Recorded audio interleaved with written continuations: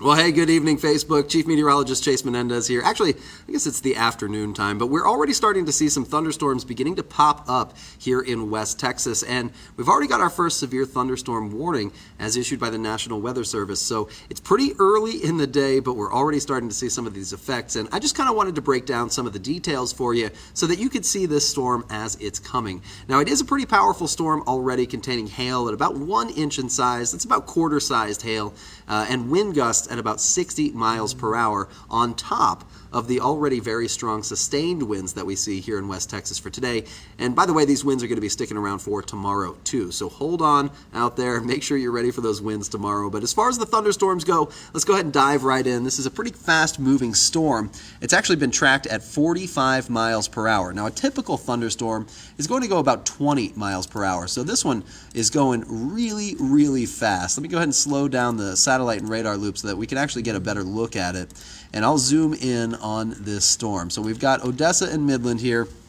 Odessa and Midland, and this storm already is starting to produce some hail for West Odessa. So make sure that you're very careful with this storm. Try and stay indoors as it passes overhead. Again, it is a fast-moving storm, so at least it's not going to be overhead for too long, but it is producing some pretty large-sized hail already. Hey, Desiree, how's it going? I hope you're doing well today. I hope you're safe out there, and you got a good place to park your car. That's going to be a big deal today as this hail actually passes overhead. Let me go ahead and turn on the hail product so we can see these little patches of hail.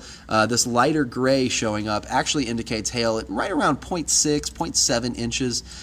So we'll question, yeah, right, 0.5 inches. So it is technically just below severe weather threshold, but these winds that the storm is generating are strong enough to qualify it as a severe thunderstorm. Hey, Raymond, how's it going over there? Hope you're doing well with those gems.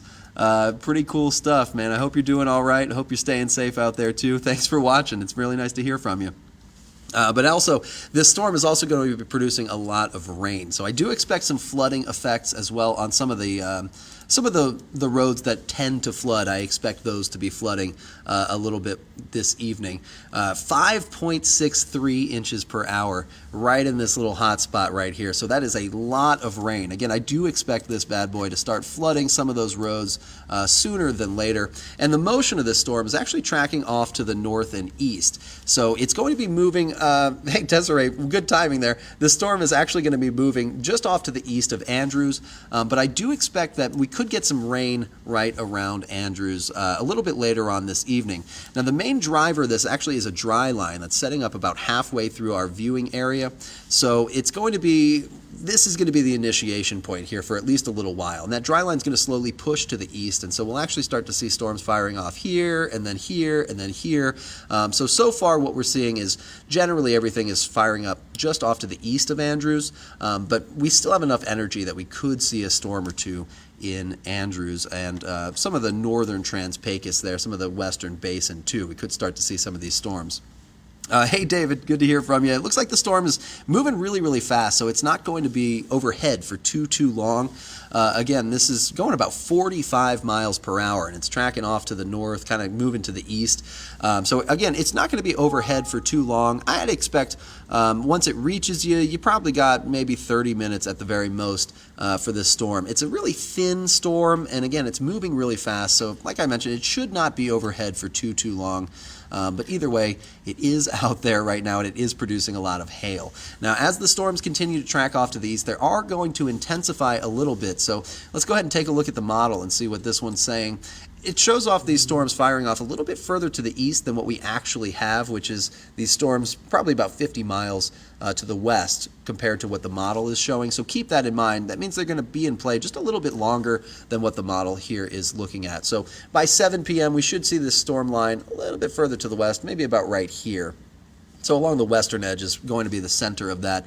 So by about 8, 9, 10 p.m., we'll finally start to see those storms moving off to the east and outside of our viewing area, but moving over San Angelo and Abilene. And also notice around that time, which is good news for our neighbors, these storms are going to be breaking up and starting to diminish in intensity. You can see a lot of yellows and oranges right there, but if we back up a little bit, we've got some of these pinks and purples showing up here inside of our viewing area, and that really is the high end of the rain scale there. So that means we're going to be seeing some really, really strong weather by about 6, 7 p.m. on the eastern edge of the basin. So Big Spring, here's your warning. Make sure to look out. These storms are going to be coming your way, and they're going to be about their strongest point inside of our viewing area by the time they reach the eastern edge of the basin. So Big Lake also is going to be one of those places to watch. We could see some pretty intense activity out that way as well. So make sure you're careful out there. Make sure if you have a structure to park your car underneath, I would highly recommend you do that, because this is going to be a storm system containing some pretty strong effects, some pretty large hail and some pretty strong wind gusts. So again, you don't want to get your car dinged up. If you can park it somewhere, I would recommend that you do so. And if you can stay indoors while these storms pass overhead, I would definitely do that as well. This hail is going to be large enough to cause injury to yourself and maybe even your pets outside. So bring in those pups if you have them outdoors normally. But for now, I'm going to go ahead and sign off. We'll keep you updated if anything changes here, but we'll keep you posted on any of the new severe thunderstorm warnings that pop up as well on our website, yourbasin.com. So check that out and download our app so that you can track these storms for yourself. It's got live radar. Pretty cool on a day like today. So I hope you stay safe out there, West Texas. Hold on to your hats with these winds. We should be clearing out by 10 p.m. this evening. So until then, we'll see you next time. Take care.